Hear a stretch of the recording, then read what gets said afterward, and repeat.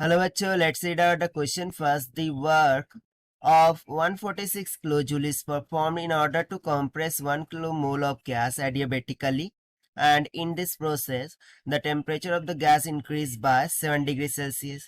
यानी कि simply 1 kilo mole of gas को एडियाबेटिकली क्या किया जा रहा है, कंप्रेस किया जा रहा है. सो उसमें जितना भी वर्क डन हो रहा है वो 146 किलो जूल के बराबर है.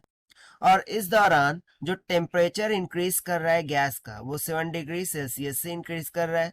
सो हम बताना है द गैस इज, यानी कि वो गैस कौन सी होंगी जिसको हम एडियाबेटिकली कंप्रेस कर रहे हैं. While it is given value of R जो कि यूनिवर्सल गैस कांस्टेंट होता है, दैट इज 8.3 जूल मोल पर केल्विन के इक्वल गिवन है. सो देख लेते हैं हम सोल्यूशन से. But before of its let's talk about the key concept which we are going to use here for this question. So यहाँ पर देखिए हमें कॉन्सेप्ट क्वेश्चन खुद बता दे रहा है, दैट इज एडियाबेटिक प्रोसेस. ठीक है, इसको किस तरीके से हम कंप्रेस कर रहे हैं एडियाबेटिकली. सो यदि एडियाबेटिक प्रोसेस की मैं बात करूँ, सो एडियाबेटिक प्रोसेस में एडियाबेटिक कांस्टेंट क्या होता है, गामा, और इसी की वैल्यू हमें यहाँ पर ये बता देंगी कि गैस कौन सी है. सो इसको फाइंड करने के लिए हम फॉर्मूला यूज करने वाले हैं वर्क डन इन एडियाबेटिक. वो हो जाता है n times of r in bracket delta t divided by gamma minus of 1 की.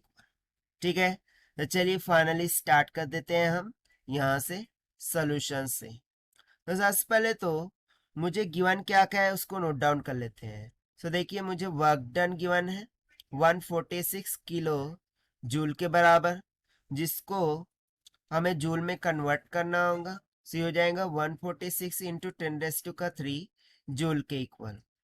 उसके बाद टेम्परेचर चेंज हो रहा है 7 डिग्री सेल्सियस तक, यानी कि T1 0 डिग्री सेल्सियस होगा.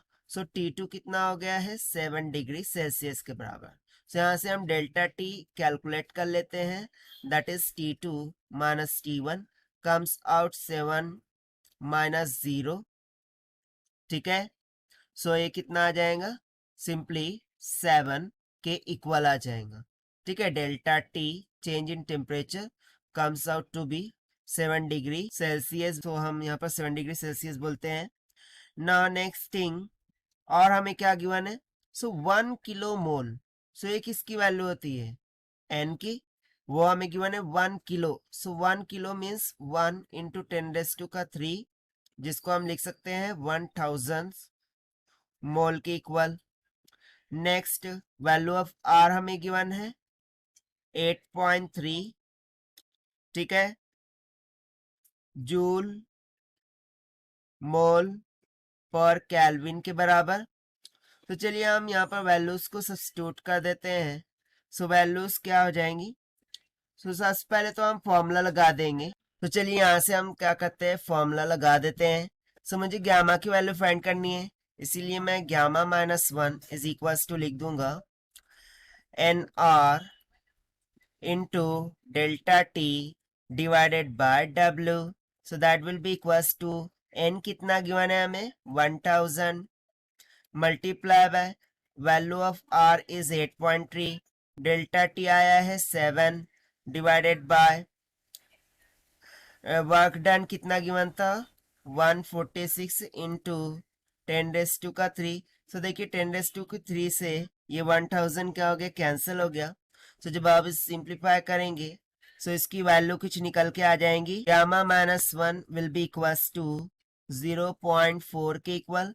सो यहाँ से gamma will be equals to 1 plus 0.4 that will be equals to 1.4. So इसको हम फर्दर क्या लिख सकते हैं, गामा इज इक्वल्स टू 14/10. उसको 2 से डिवाइड कर दिया मैंने. सो कितना आ जाएगा 7/5 के इक्वल. सो देखिए हमें गामा की जो वैल्यू है यानी कि एडियाबेटिक कांस्टेंट वो क्या मिली है 7/5. ठीक है, गामा इज इक्वल्स टू क्या मिला है हमें 7/5. सो ये किसको इंडिकेट करता है, डायटोमिक गैस को. ये किसको इंडिकेट करता है, डायटोमिक गैस को. दिस मीन्स दैट कि जो गैस को कंप्रेस किया गया था वो गैस कौन सी थी, डायटोमिक गैस थी. और यही हो जाएगा हमारा आंसर फॉर दिस क्वेश्चन जो कि हमने सॉल्व किया है. by using the concept of adiabatic process से और उसके वर्क डन से. Now let us take the option. So यहाँ से option C will become correct. So this is the required solution. I hope you understood well. Best of luck. Thank you.